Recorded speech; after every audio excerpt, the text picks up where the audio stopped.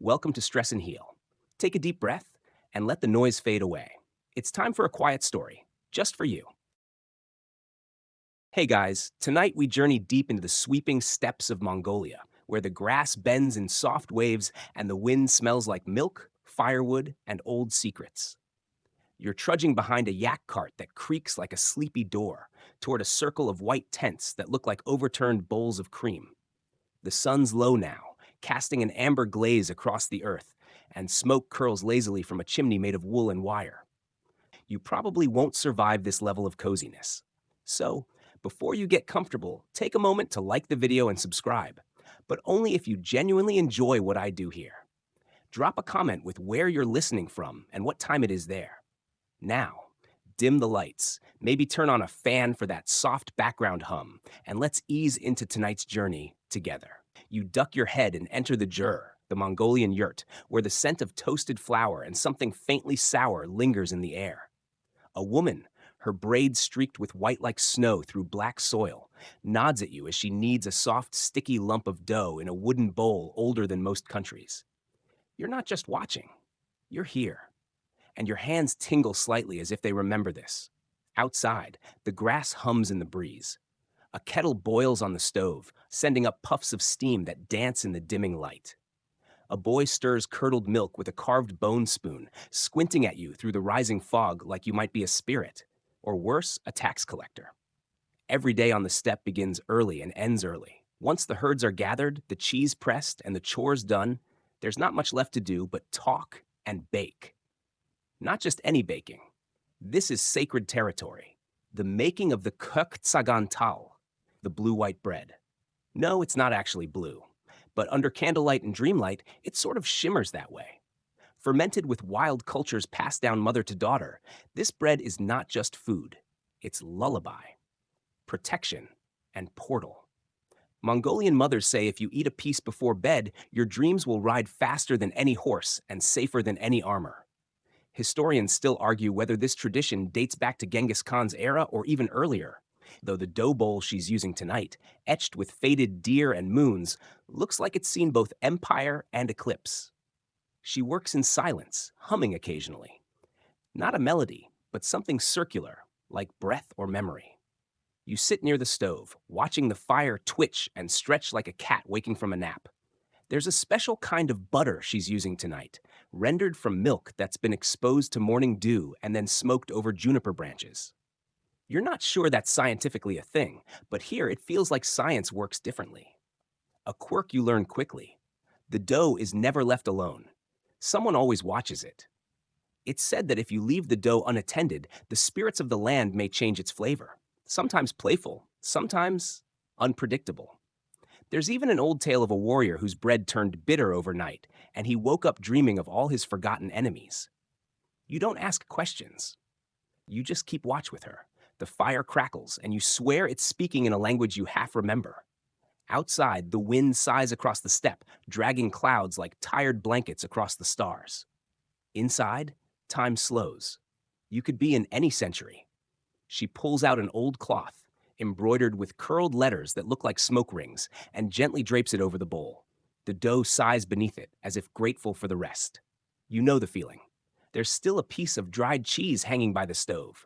The boy from earlier breaks it in half and offers you a shard. It tastes like salt, sky, and a little like regret. But it's good. Cleansing, even. You're not sure how. This isn't just a recipe. It's a ritual. Modern anthropologists call this culinary continuity. Locals just call it what we do. The butter, the bowl, the way the dough is turned 4 times and only clockwise, the silence, the song, the fire, the watching. All of it is necessary. Miss one, and the bread won't rise right, and neither will your dreams. So you sit, now part of the ritual, letting the warmth soak into your bones, letting the hush cradle you. You think of nothing. You remember everything. The stars press their faces against the round window overhead, peeking in like shy cousins. And somewhere, far away, a horse neighs. Or maybe that was your stomach. Either way, you feel calm, full, and oddly ancient. Word count, awaiting continue.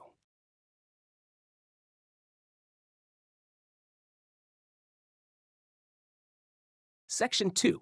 You wake the next morning. Or at least it feels like morning. But time in this story moves like mist, unhurried and half dreaming. The woman with the braid is already up, already kneading again. You realize the dough from last night wasn't the end of anything. It was only the beginning.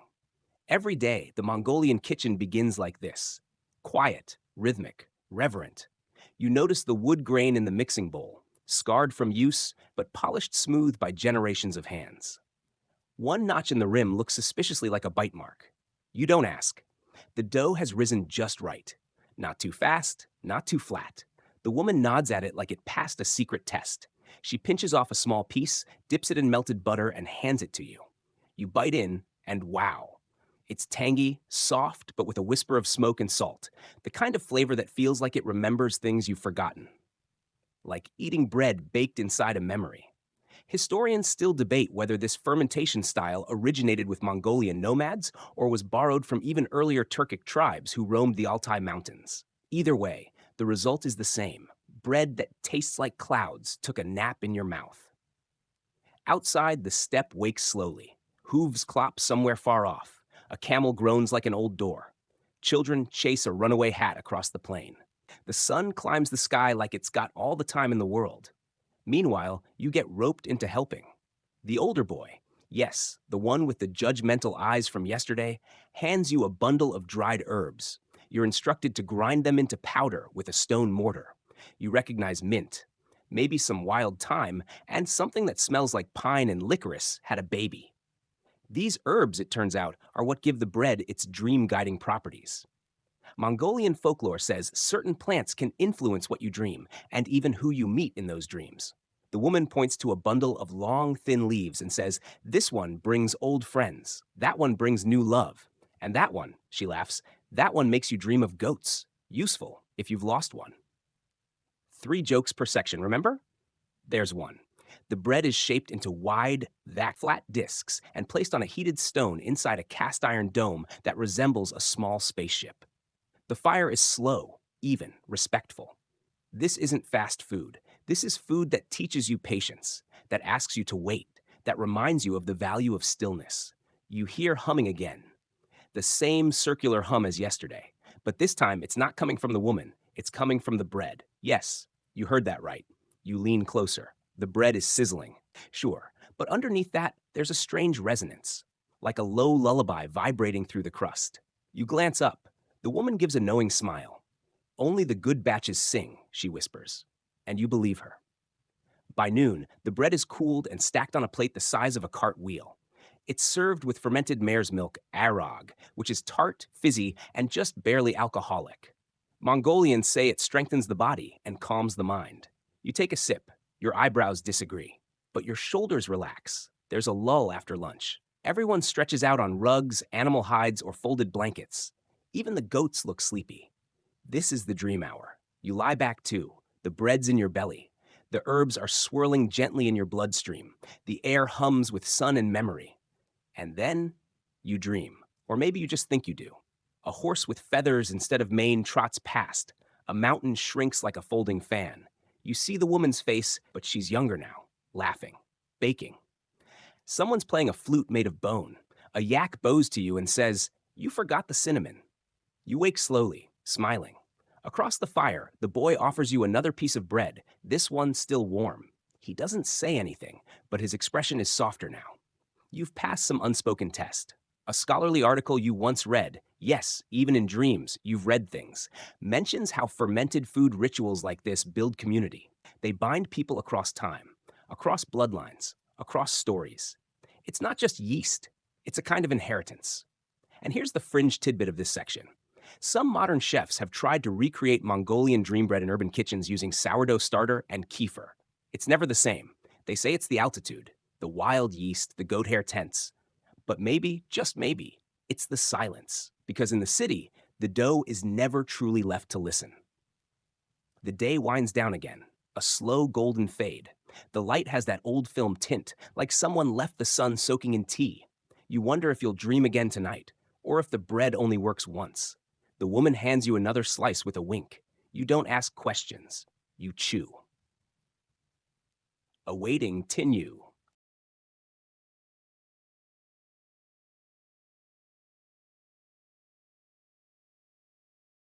Section 3. You fall asleep with crumbs on your chest and dreams already nibbling at the corners of your mind. This time, the dream begins before you even notice. You're in a vast field, golden with sun-dried grass, stretching toward the edge of the horizon. A gentle wind rustles through the blades like a mother's whisper. But what stands out isn't the view, it's the smell. That bread again. Only now, it's stronger, richer, tinged with caramel, and something smoky. You follow it like a thread, walking through dream fog until you find a fire. Around it, women with calloused hands and fierce eyes are shaping dough with uncanny speed. Their laughter is low and knowing. One of them calls out, "You came just in time. We were about to stir the dream root." You approach cautiously, trying not to trip over a goat wearing what appears to be a woolen cape. The fire pit in the center burns a blue flame. Suspicious? Yes. Magical? Probably. At its heart sits a bronze cauldron shaped like a dragon's belly. The woman dips her wooden ladle into a jar and pulls out a bulbous root. It's pink, veined like marble, and pulses faintly like it's alive. This, she says, is what brings the dreamwalkers. Historians still argue whether these dream roots were real or symbolic. Some say they were simply wild turnips, fermented in goat's milk and blessed under a full moon. Others believe the roots had psychoactive properties. A few fringe anthropologists suggest they were part of early Mongolian shamanic rites, where dreams weren't just visions but conversations with the ancestors.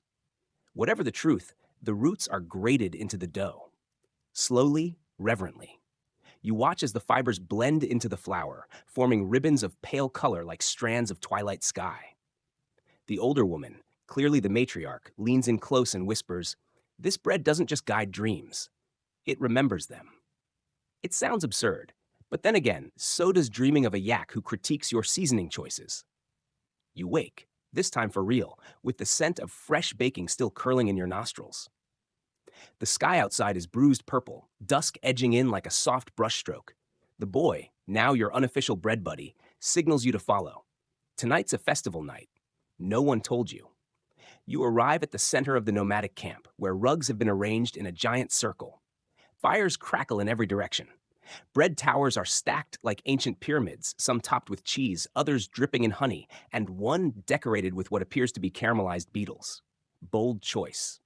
They're singing, low, melodic, rich with echoes. You recognize a few words: sky, ancestor, goat, and hum along. Then comes the bread exchange. It's not a trade. Not really. It's more like a blessing swap.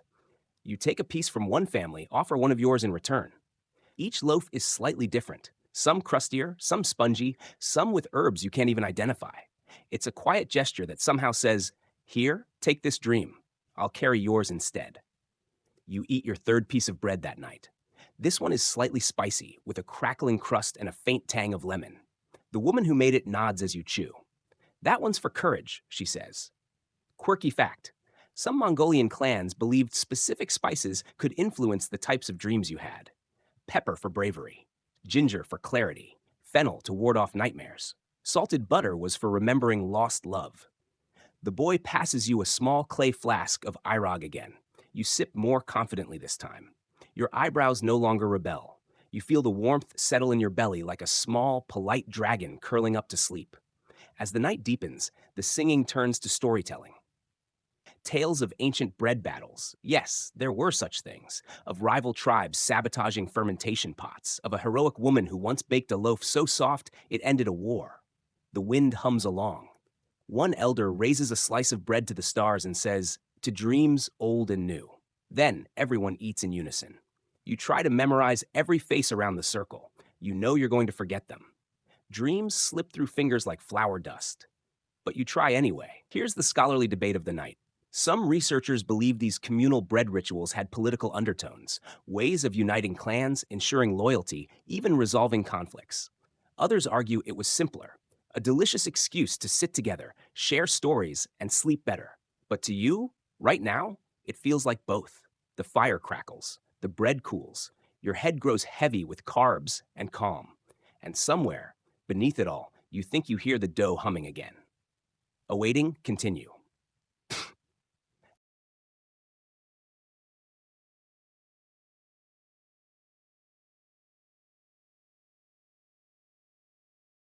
Section 4. You stir awake in the middle of the night, not quite fully conscious, not quite dreaming. Your cheek rests on a sheepskin, your fingers still dusted with flour. Around you, the camp has quieted. The fire has sunk into glowing embers, painting everything with soft orange shadows. Somewhere nearby, a horse exhales slowly, like it too has had too much bread. This is the hour they call the breath between worlds. The Mongols believed it was when the spirit roams, unanchored, able to slip from this world into another. And tonight, you're going with it. A soft rustling draws your attention. It's the boy again, your quiet guide in this world of fermented flour and ancient wisdom. He gestures silently, and you follow, padding barefoot across the dew-kissed earth. He leads you to a tent you haven't seen before, smaller, tucked behind a cluster of wind-worn stones. Inside, darkness, then a spark. A thin thread of flame curls from a candlewick and illuminates a room lined with scrolls? Not paper, parchment, leather, bark. Some painted, others etched. All containing strange spiral diagrams, symbols that loop and dance, and recipes? Yes, recipes. Not just for bread, but for dream breads. One reads, for journeys of the sea, fold in dried kelp and sea salt, bake under starlight. Another, to summon old memories, sweeten with apple and whisper 3 names into the dough. And another still, for restful sleep, use goat's milk, crushed anise, and sleep beneath juniper smoke. The boy picks up a worn scroll and unfurls it carefully. This one, he says, was baked only when someone passed away. You blink, startled. But it's not sad, he adds. The bread was for the living, to dream of the dead. Historians still argue whether these dream recipes were literal, metaphorical, or something in between. Were they spells? Comfort food? A psychological placebo, wrapping the grief in yeast and sweetness? You imagine biting into a loaf and seeing a loved one's face in your dream that night. The boy hands you a small bundle, a piece of dough wrapped in linen, still warm. Yours, he says. Make it dream. Back outside, the wind has shifted. Cooler now, like the mountains are breathing on you. The stars blink awake. You kneel by a small fire pit and begin to prepare your own loaf. Your fingers remember the technique. Fold, rest, shape, press thumbprint in the middle. You whisper a name into the dough. You won't say which. When it's done, you lay it gently into the embers. It sizzles, smokes faintly, and then stills. The dream begins before you even close your eyes. You are in a yurt, younger, smaller. Your grandmother is baking bread, except now she's Mongolian. Or maybe she always was in dreams. She hums as she works, and the smell of cinnamon and wool fills the air. You ask her, is this real? She answers, does it matter? You wake with tears on your cheeks and crumbs in your hair. You're not alone. The entire camp is waking slowly, emerging from yurts and lean-tos with the same bleary, bread-sweet look. No one speaks of what they dreamed, but you can feel it in the air, some shared softness, as if the whole camp had cried quietly in their sleep and felt better for it. You help the women prepare the morning's batch. This one is meant to be sour, aged from the dough saved 3 nights ago. We never bake with dough that hasn't remembered something, one woman says. That's how it stays alive. Quirky fact, Mongolian nomads often passed down sourdough starters for generations. Some believe the starter held the personality of the ancestor who first nurtured it. Starters had names, stories, sometimes even specific lullabies sung to them when first mixed. Today, your dough sings too. You fold in the dream root, just a little, and press thumbprints deep into the surface. You're told that how deep your print goes reflects how honest your dreams have been. Yours goes all the way to the palm. Around midday, a traveler arrives. He wears the dust of the desert and carries nothing but a small wrapped bundle. A gift. He unwraps it to reveal a single loaf, hard, cracked, strange. Baked on the sand, he explains, from the bread of the dunes. He breaks off a piece and offers it to you. It's dry, bitter, but there's something underneath. Cardamom? Smoke? You taste a memory of something that hasn't happened yet. He looks at you. You're not from here. You nod. But you've dreamt here now. And somehow, that makes you one of them. The rest of the day passes in sun and ash and laughter. Someone challenges you to a bread-shaping contest. You lose. Badly. Your loaf looks like a melted turtle. Everyone applauds anyway. The children run around with tiny loaves tied to their belts like charms. Each one has a symbol carved into it. A sun, a fish, a spiral, a dream. One girl offers you hers. For when you go home, she says, so you don't forget what you dreamt. You take it and press it to your chest. And that night, Just before the final fire dims, you hear the matriarch say, "May your next dream be better than your last." You fall asleep with a full stomach, a quiet heart, and one piece of dream bread tucked beneath your pillow. Word count awaiting continue.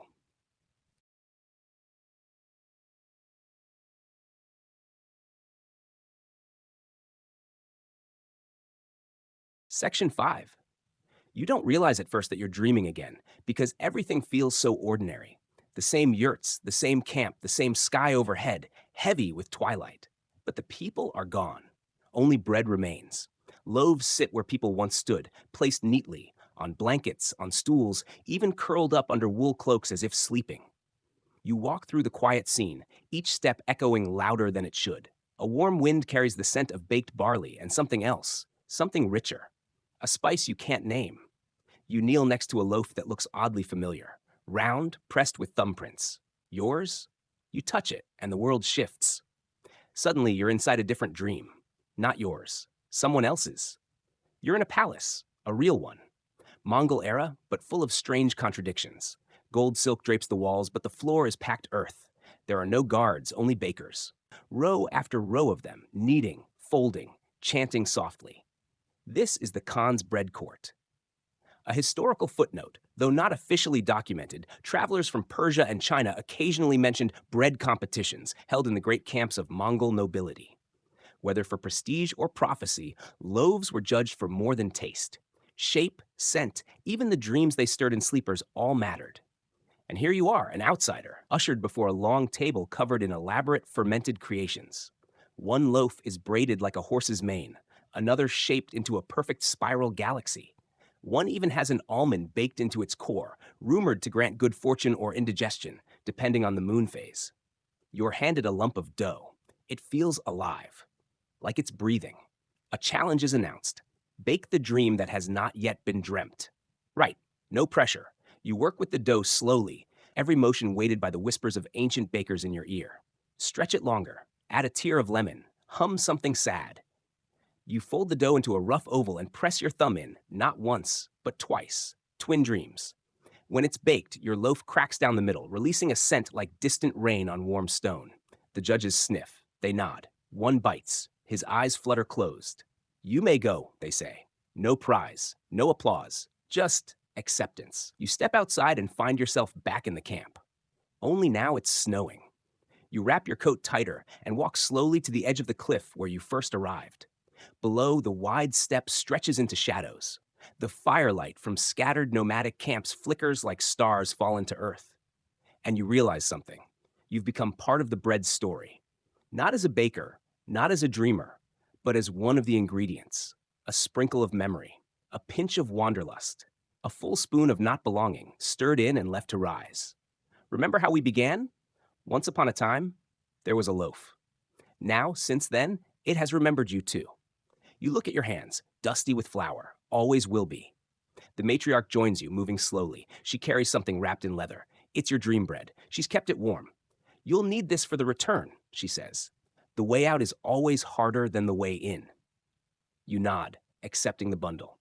As you turn to leave, the boy appears again, holding out his own loaf. This one smaller, glazed, etched with a new mark, a path curling back toward the west. I baked this, he says, almost shy. It's the way home. You smile. Will I remember all this when I wake up? The matriarch shrugs. Only the flavor. As you bite into the path loaf, everything softens. The snow, the sky, the camp dissolving like sugar in tea. Your body floats, light as yeast, toward the dream's end. And now we begin to wind down. The embers of the campfire fade to soft red coals. The wind carries only whispers now, half words and gentle breath. Somewhere in your palm, the dream bread crumbles to nothing, but the warmth lingers in your chest. The cold no longer bites. The sky, thick with stars, stretches open like sleep itself, vast and tender. You exhale slowly. The dream ends not with a door closing, but with a silence settling. Let it carry you gently like the dough that rose by firelight. Word count awaiting continue.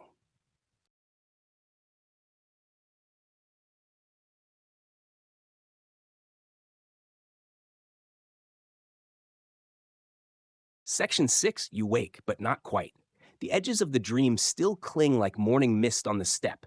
Your fingers tingle as if dusted with flour. The scent of fermented grains floats faintly, mingled with pine and smoke. Back in your room, the world feels heavier somehow. Not burdensome, but filled with the weight of all those forgotten stories, the whispers of nomads kneading dough beneath endless skies. You decide to learn more. You dive into dusty books, ancient texts, and oral histories, piecing together the secret art of Mongolian fermented bread, bortsog, kushur, and the mysterious sok. Not just recipes, but rituals, beliefs, and legends baked deep into the dough. Historians still argue whether fermentation was an accidental discovery or a sacred craft passed down from sky spirits. Some claim the yeast came from wild grasses. Others believe it was a gift from the goddess Etugen.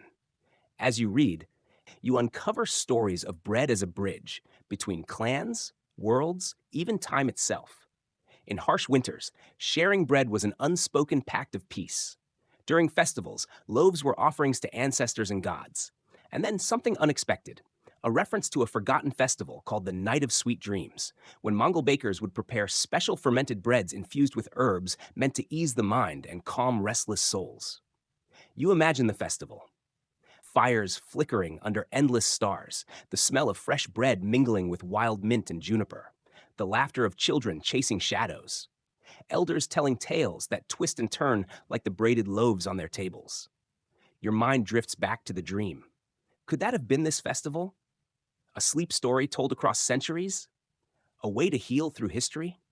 You can almost hear the murmurs of the bread court, the soft chants, the gentle folding of dough, a lullaby baked from barley and salt.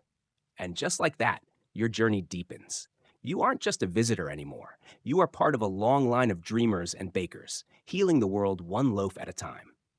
Word waiting, continue.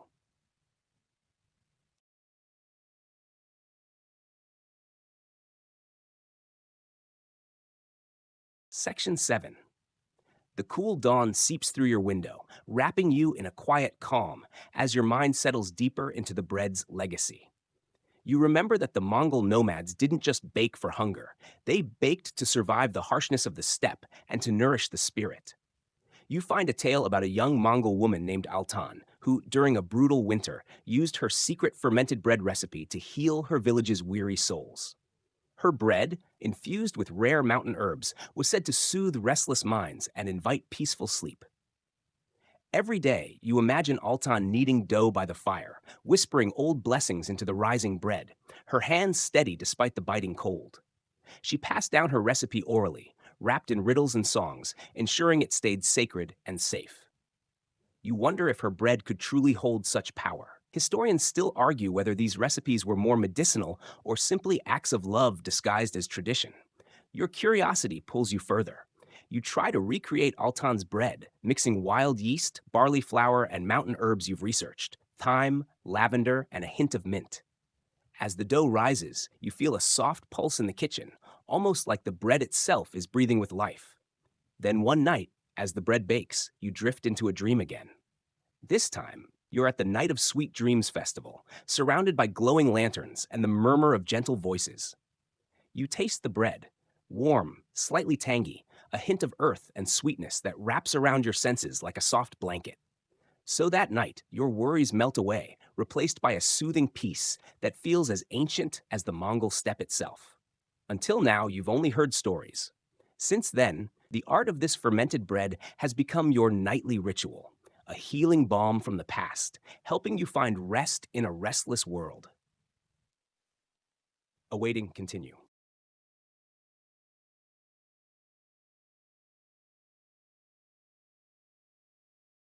Section 8.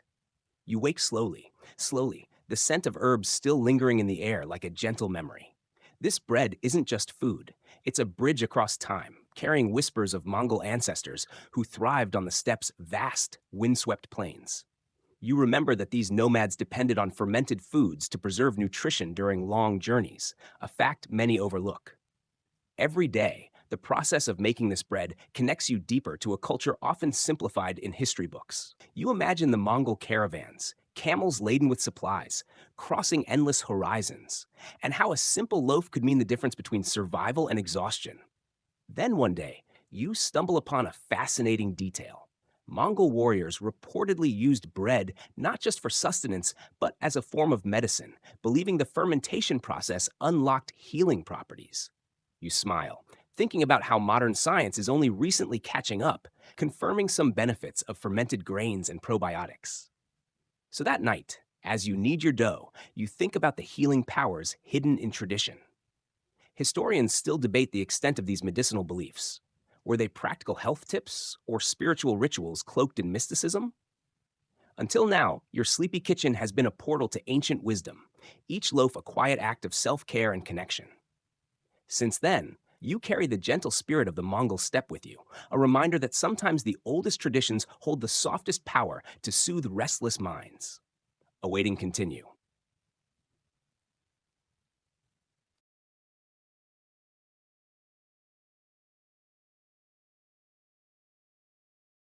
Section 9. You find yourself drawn to the evening air again, watching the dough rise slowly, as if time itself has softened to match the pace of this ancient ritual. It's incredible how something as simple as bread can carry so much meaning, isn't it? You reflect on the Mongol practice of communal baking, where neighbors gathered around fires, sharing warmth, stories, and nourishment. This bread was more than sustenance. It was a symbol of unity in the vast, often harsh landscapes. Every day, these communal moments reinforced bonds in a nomadic society where loneliness could easily creep in. You imagine the laughter echoing across the plains, the clatter of wooden bowls, and the quiet joy of breaking bread together after a long day's travel. Then one day, you learn about a quirky fact. The Mongols sometimes wrapped bread in animal skins to keep it fresh during their epic journeys. This primitive yet ingenious method shows how resourceful they were, transforming ordinary materials into life-saving tools. It makes you appreciate your modern kitchen a little more. So that night, you sit back with a warm slice, marveling at how this humble loaf connects generations. Historians still argue about the exact recipes and techniques, but the essence remains a blend of survival, culture, and comfort. Until now, this bread has become your personal ritual, a nightly act that softens the noise of the day and invites calm. Since then, you carry the quiet legacy of Mongol warmth and wisdom into your dreams.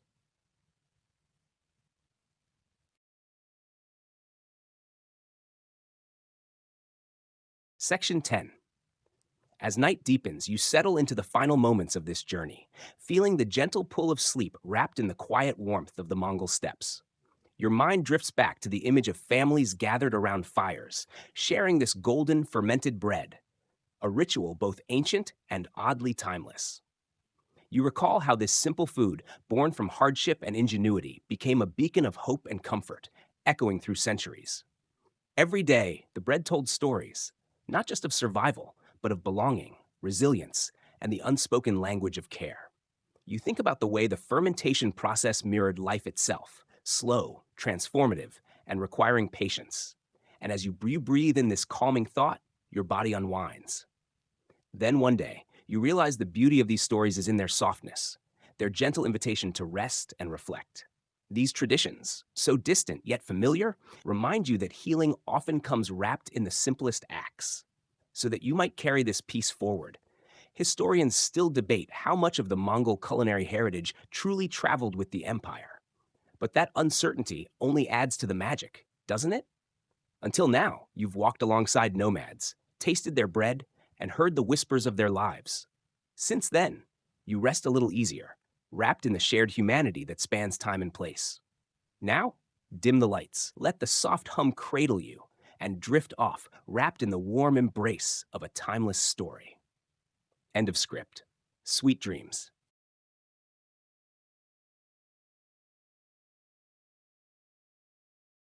Thank you for being here. If this brought you peace, consider subscribing. Until next time, be kind to yourself.